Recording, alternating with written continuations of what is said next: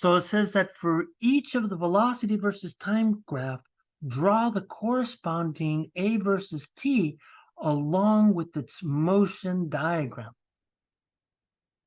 So the first thing that I would do here is that remember that all accelerations have constant, all motions have constant accelerations, period. Okay? They all have constant accelerations. So here we go. So the first thing that I'm going to do here is that I'm going to start by drawing lines here. And let me see if I can do this nicely.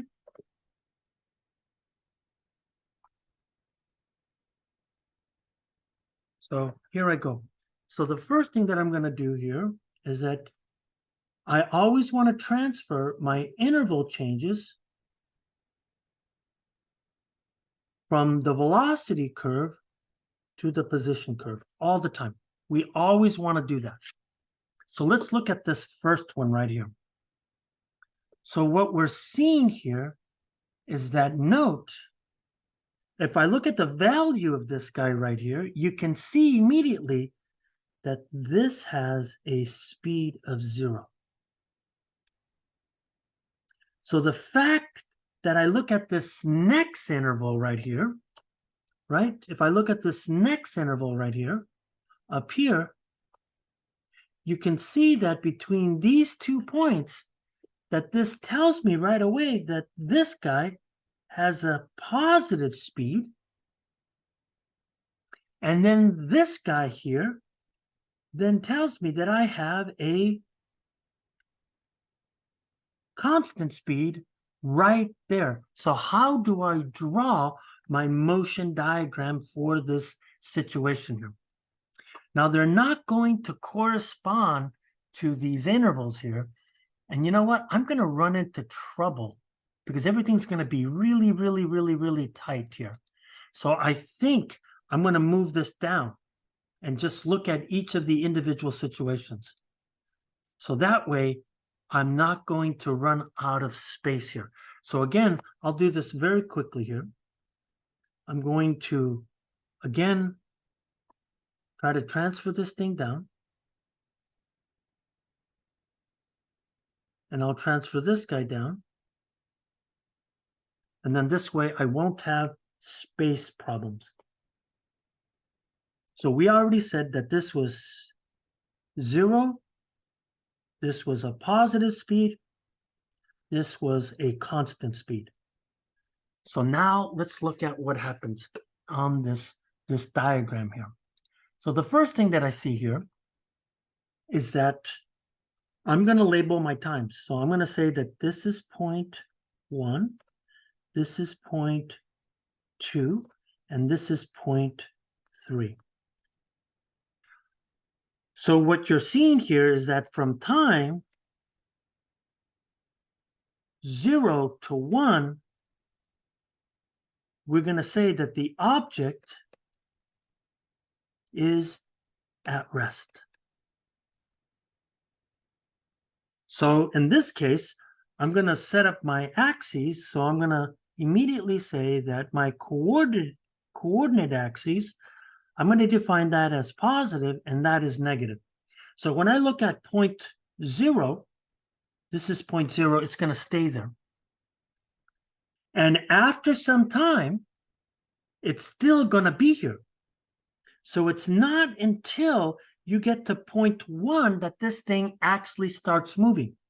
So at this point, we're going to see here is that this is 0. And the question is that, is there acceleration at this point?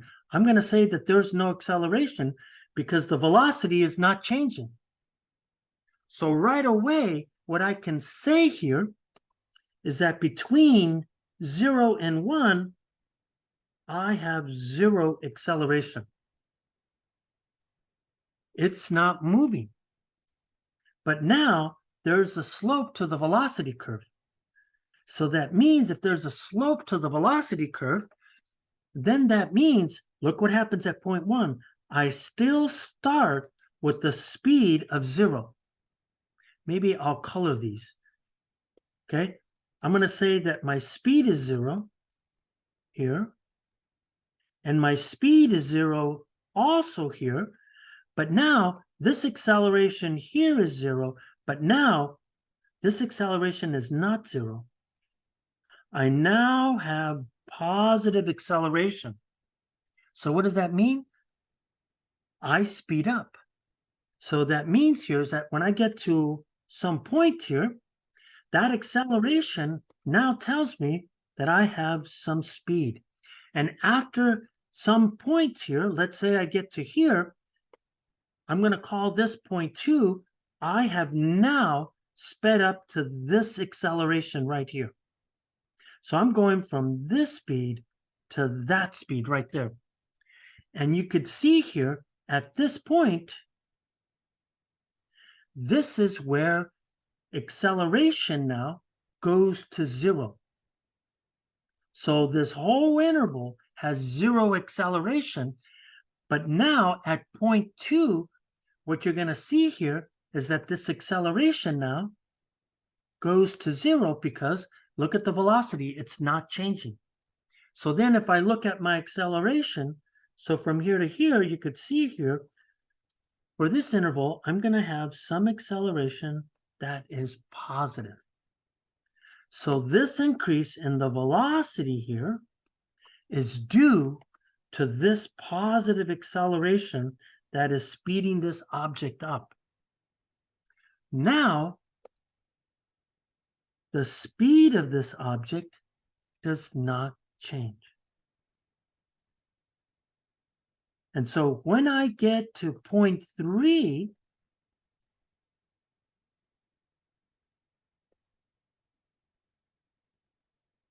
the velocity doesn't change, and therefore its acceleration must go down to 0 for this interval. And that's what that graph means with this motion diagram right here.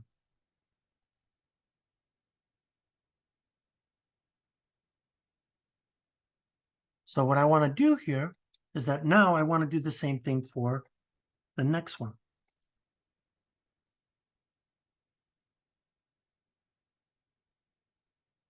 Let's look at B. Now, one of the things that you want to pay attention to here is that note, look at this, let's look at our intervals right here. So if I look at my interval, oops, let me change colors.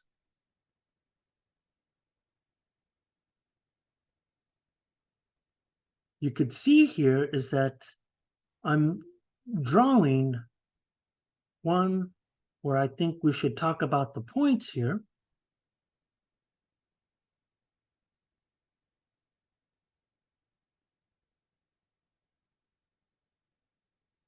And the thing that you want to look at this is that look what's important here.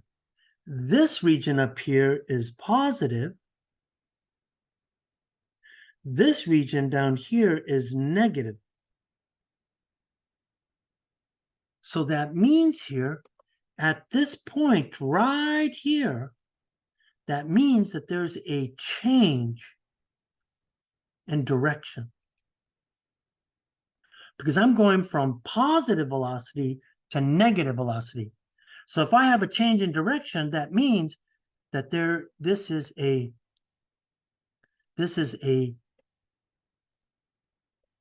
turning point that occurs. So let's start labeling this now.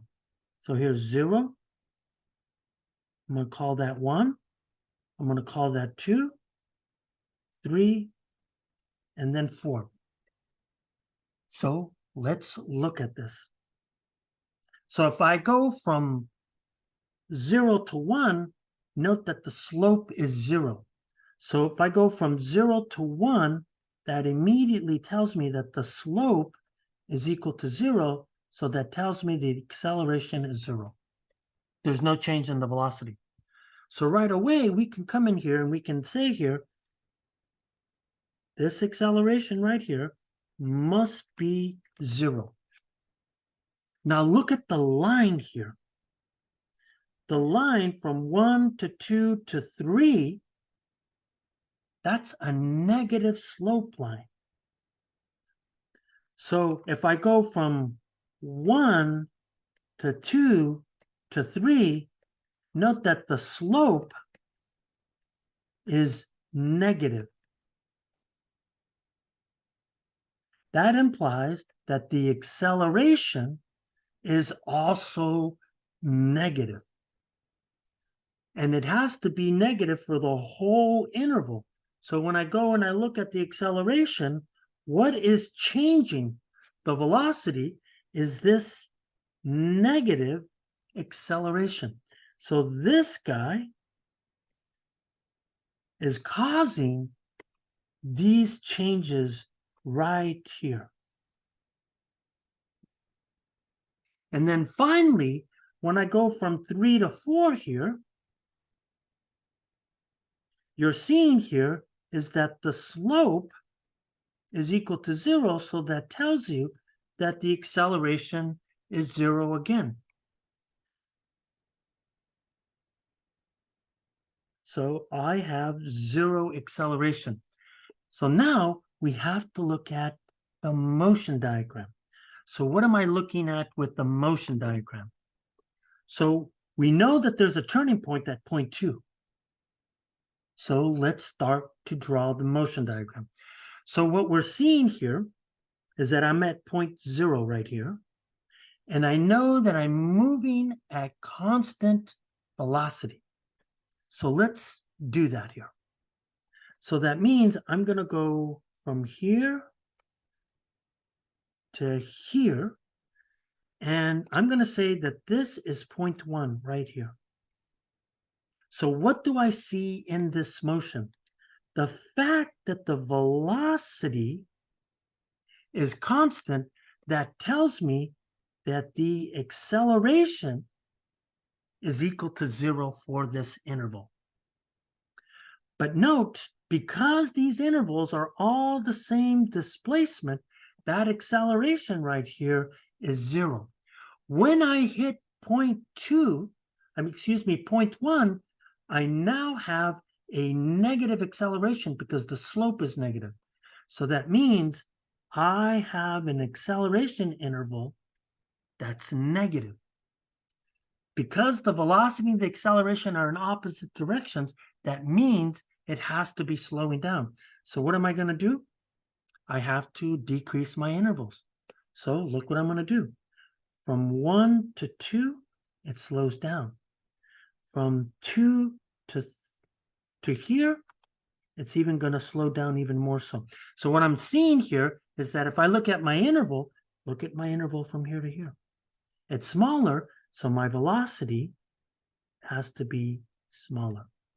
And then you could see here is that my next interval from here to here is even smaller. So what I'm going to say here is that at this point, this reaches a speed of 0. This is my point 2 right there. So you're seeing here that my interval from here to here, this is where I have negative acceleration. I am slowing down. Now I'm at point 2, but now what happens? It stops, and the thing that it has to do here is it has to change direction. So it's changing direction. So now what happens? Here's my point 2. So now I have a negative acceleration and I have a negative velocity. So in this case, what I'm seeing here is that now I have a velocity in this direction and I have an acceleration in that direction, and they're both pointing negative. So that means it has to speed up in the negative direction. So here I go. So now my dots are getting what? They're getting farther and farther apart.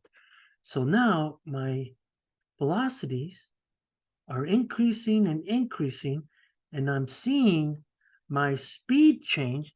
And the reason why I'm seeing my speed change is because I now have acceleration pointing in the same direction.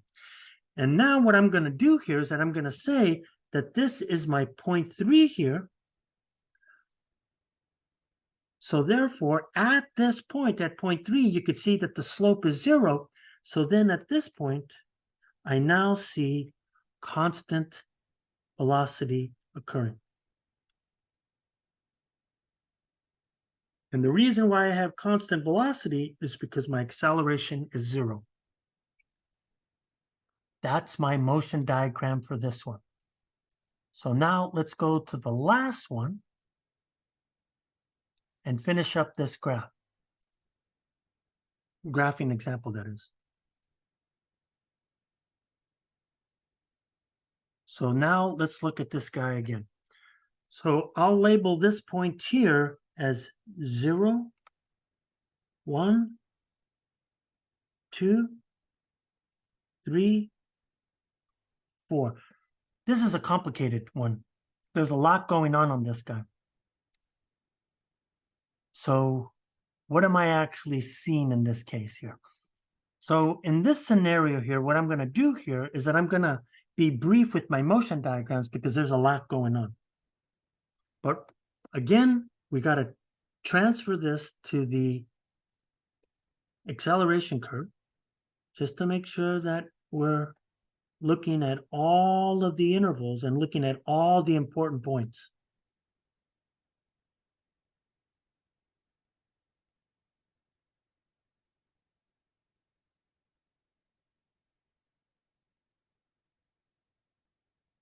Just by looking at the slopes, look what happens. If I look at from 0 to 1, that slope is negative. Therefore, that acceleration should be right here. That should give me a negative acceleration. And if I go from 1, 2, and 3, so again, from point 0 to 1, this gives me the slope is negative, which then tells me that the acceleration must be negative. So right away, we could see that we have that negative value right there. Now, as I go from 1 to 2 to 3, that slope is positive. So that acceleration has to be positive. Now, if I look at the slope between 0 and 1 and 0 and 2, they look to be about the same. So then they should be the same heights all the way up. And that should be positive right there. So what I'm trying to do is that the magnitude of the slope between 0 and 1 and 1, 2, and 3 should be exactly the same. But now look at the slope between 3 and 4. So again, this slope is negative. So that tells me that the acceleration is also negative. But note that that slope is steeper. So I would come in here and I would say that, no, this slope is larger. So therefore, I have a higher acceleration in that interval. So this becomes useful because now we can go and apply this thing the way we applied here when we look at our motion diagram. So what we're seeing here is that there are changes. So note, because of the way this is here, note that this here, that speed has to be 0. That speed has to be 0. That speed has to be 0. So there are going to be there's actually multiple locations. This should be 0 too. Why should that be 0? Because look at the slope right here. Now note that mathematically this is not good here, but that slope is 0.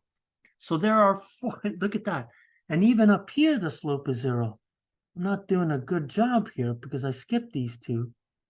So you could see that even at this point, this is equal to 0. But these are changes that are happening so fast that we're going to look at that. So now let's see here. Look at from 0 to 1. From 0 to 1, it's moving negatively. So here I go. So here's my point right here. This is my point 0. This is the origin. And what's going to happen? I'm going to have a change in velocity. Okay, I'm going to have a change in velocity. And at this point right here, I'm going to call this point 1. Okay, that's point 1. Unfortunately, there's an instantaneous stop here, which we can't really see here. So I'm going to just ignore that. And then what's going to happen here is that this thing instantly stops now. Right? It's speeding up all the way to point 1, and then it suddenly starts to slow down. So if I look at my first interval, the reason why this is speeding up here is because my acceleration and the velocity are in the same direction. You know what? I'm out of time.